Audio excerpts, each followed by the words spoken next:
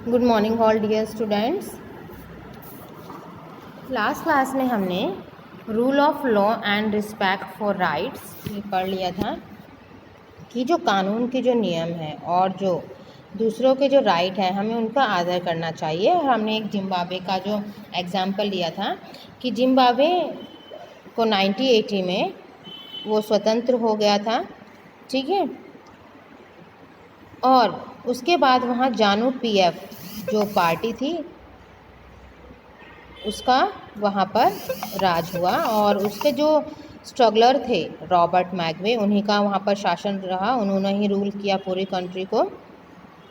लेकिन वो क्या थे कि एक तरह से जिसे हम तानाशाही कहते हैं वो बन गए थे कि उनका ही वहाँ पर राज रहा और उन्होंने हर बार ही कॉन्स्टिट्यूशन में, जिम्बाब्वे की कॉन्स्टिट्यूशन में वहाँ पर चेंजेस करते रहे ताकि उन्हीं के जो प्रेसिडेंट जो राष्ट्रपति का जो पद है उसमें बहुत सारी रियायतें उन्हें मिलती रहें। इसके लिए उन्होंने जो अपोजिशन पार्टी थी उसको भी परेशान करना शुरू किया, है ना।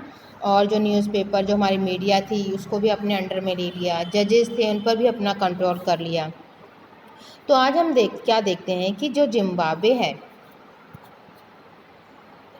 shows that popular approval of the ruler is necessary in a democracy। कि हम जिम्बाब्वे के उदाहरण से हम देखते हैं कि एक डेमोक्रेसी से के लिए एक पॉपुलर रूलर्स चाहिए, लेकिन सिर्फ यही सफिशेंट नहीं है। किसी भी शासक का पॉपुलर होना ज़रूरी नहीं है कि वो पॉपुलर है, उसका नाम है तो वो अच्छा ही होगा। पॉपुलर गवर्नमेंट भी अनडेमोक्रेटिक हो सकती है ना। पॉपुलर लीडर भी ऑटोक्रेटिक हो सकते हैं, यानी निरंकुश हो सकते हैं। वो अपनी मर्जी से जैसे चाहें करें। अगर हमें अपनी डेमोक्रेसी को देखना है तो सबसे ज़्यादा ज़रूरी बात यह है कि हम इलेक्शन कैसे हो रहे हैं इस बात को देखें। और ये इक्वली इम्पोर्टेंट है कि इलेक्शन से पहले और इलेक्शन के बाद हम पूरी प्रक्रिया को देखें कि कहीं कोई अनफेयर चीज़ तो नहीं हो रही है ना। तो इसलिए किसी भी काम को पॉलिटिकल एक्टिविटी के लिए है कि sufficient room for normal political activities, है ना। कि हमें एक अलग जगह चाहिए जहाँ पर हम पॉलिटिकल एक्टिविटी कर सकें। इसके साथ ही पॉलिटिकल जो अपोजिशन है यानी कि विरोधी जो पार्टी हैं वो भी इस इलेक्शन में इक्वल पार्टिसिपेट करती हैं, तो इसलिए उनकी भी राय लेना बहुत ज़रूरी है। तो this requires that the state should respect some basic right of the citizen. तो जो स्टेट है उनको क्या रिस्पॉन्सिबिलिटी बनती है कि सभी नागरिकों को जो अधिकार हैं वो उनका आदर करें।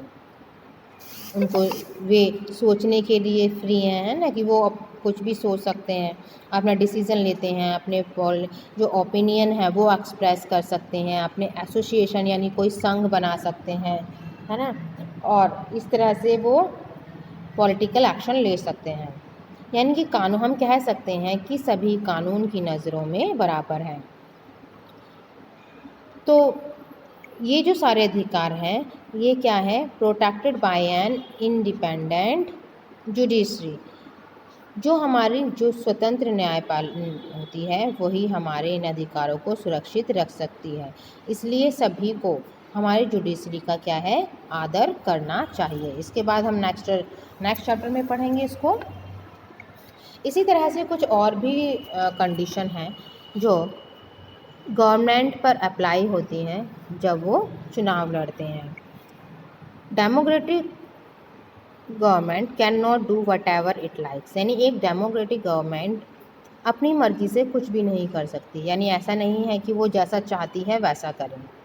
Simply because it has won an election. इसलिए नहीं क्योंकि उसने इलेक्शन जीता है तो वो अपनी मर्जी से कुछ भी कर सकता है, ऐसा नहीं है। उसे कुछ बेसिक रूल्स की रिस्पेक्ट करनी होती है ना। जो भी अधिकार हैं यानी जो कानून बनाए गए हैं उन अधिकारों का पालन करना होता है। In particular it has to respect some guarantees to the minority. और जो अल्पसंख्यक लोगों को जो गारंटी दी गई है उसकी भी उन्हें रिस्पेक्ट करनी होती है। कोई भी डिसीज़न लेना होता है तो वो कंसल्टेशन से होता है, यानी कि सबकी सलाह मशवरे से होता है।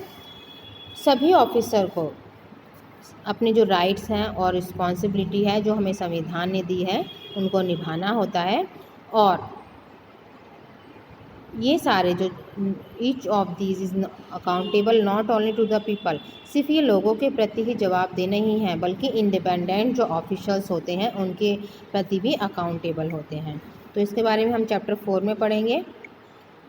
तो इस सारे एक्सपेक्ट से हमने जो सारी ऊपर बातें पढ़ी, इससे हमें जो फोर्थ फाइनल फीचर है डेमोक्रेसी का वो मिलता है कि जो डेमोक्रेटिक गवर्नमेंट है उसकी अपनी कुछ लिमिटेशंस होती हैं। लिमिटेशन यानी जो कॉन्स्टिट्यूशन ने, हमारे संविधान ने डेमोक्रेटिक गवर्नमेंट्स के कुछ रूल्स जो हैं कुछ लिमिट्स के साथ यानी इनको पाबंदियों में बांधा हुआ है। और लॉ एंड सिटीजन्स राइट, और इसलिए कुछ अधिकार दिए हैं, कानून दिए हैं और लोगों को अधिकार दिए हैं, तो उनके अकॉर्डिंग ही सरकार को चलना होता है। ऐसा नहीं है कि वो अपनी मर्जी से ही चलेंगे। तो नेक्स्ट हम देखते हैं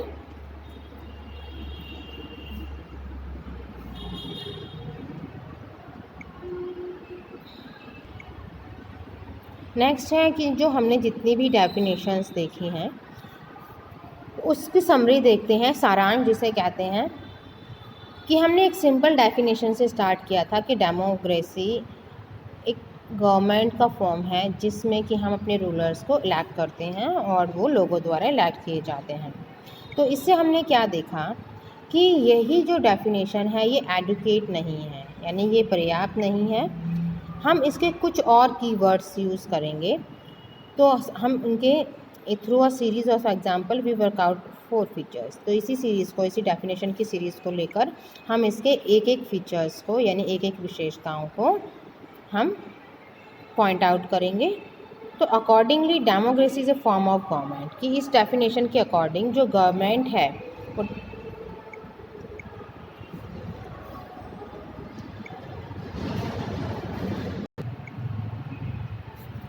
तो अब हम एक एक करके इसी डेफिनेशन को एक्सप्लेन करेंगे कि इस डेफिनेशन में क्या कहा गया था। Rulers elected by the people take all the major decisions, यानी कि रूलर्स जिसको इलेक्ट करता है वही इसमें सारे डिसीजन लेता है।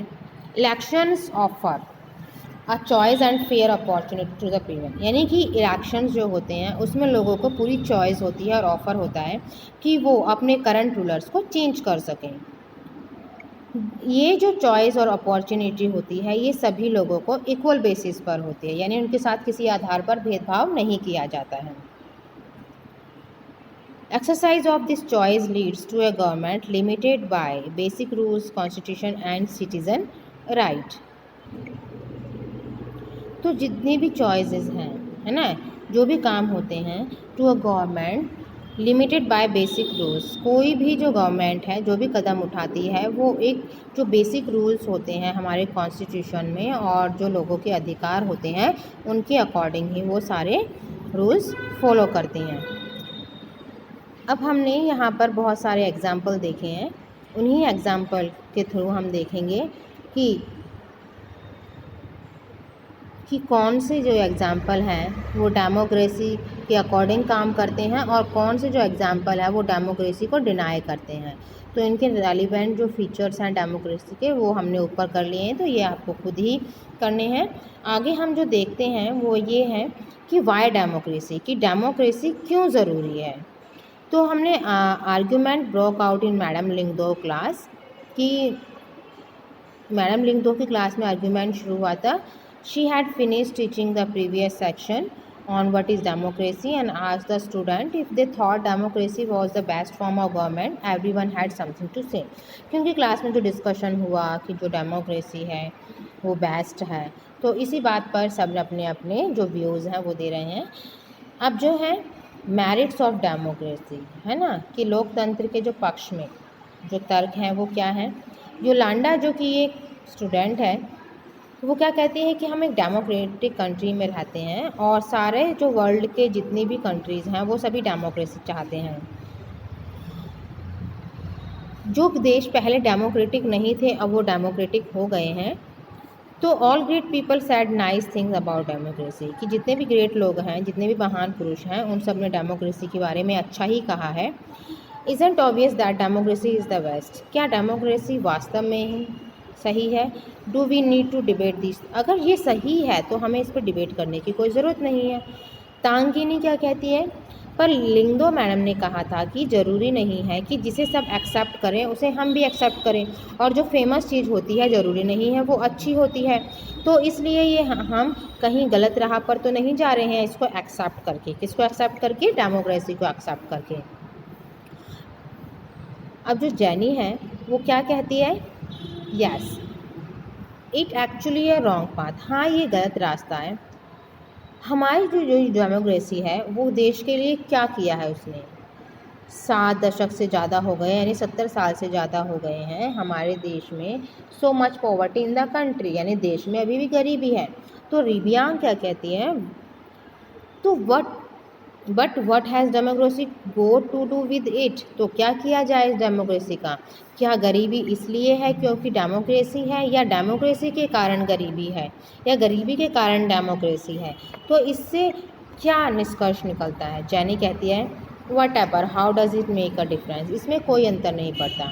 पॉइंट ये है कि this can't be the best form of government, कि जो डेमोक्रेसी है वो गवर्नमेंट की बेस्ट फॉर्म नहीं है, यानी हम इसे बेस्ट गवर्नमेंट नहीं कह सकते, क्योंकि इसमें क्या है, इंस्टेबिलिटी अस्थिरता है, इसमें भ्रष्टाचार है, हाइपोक्रेसी है, पॉलिटिशियंस जो होते हैं वो आपस में लड़ते रहते हैं। तो फिर जब पॉलिटिशियन यानी जब लीडर्स ही आपस में लड़ते रहेंगे तो फिर हमारे देश को देखेगा कौन? तो पॉयमन क्या कहते हैं, so what should be have instead, तो हमें क्या करना चाहिए? Go back to the British rule, क्या ब्रिटिश रूल को दोबारा वापस लेकर आना चाहिए? क्या कुछ राजाओं को दोबारा से इस देश पर शासन करने देना चाहिए? रोज़ कहती है मुझे नहीं पता, मुझे इतना पता है कि हमारे देश को एक स्ट्रॉन्ग लीडर की ज़रूरत है, जिसे ना तो इलेक्शन की चिंता हो और ना ही सत्ता की, ना यानी कि जिसे ना ही सत्ता की चिंता हो ना ही इलेक्शन की चिंता हो, जो सिर्फ देश के बारे में सोचे, है ना।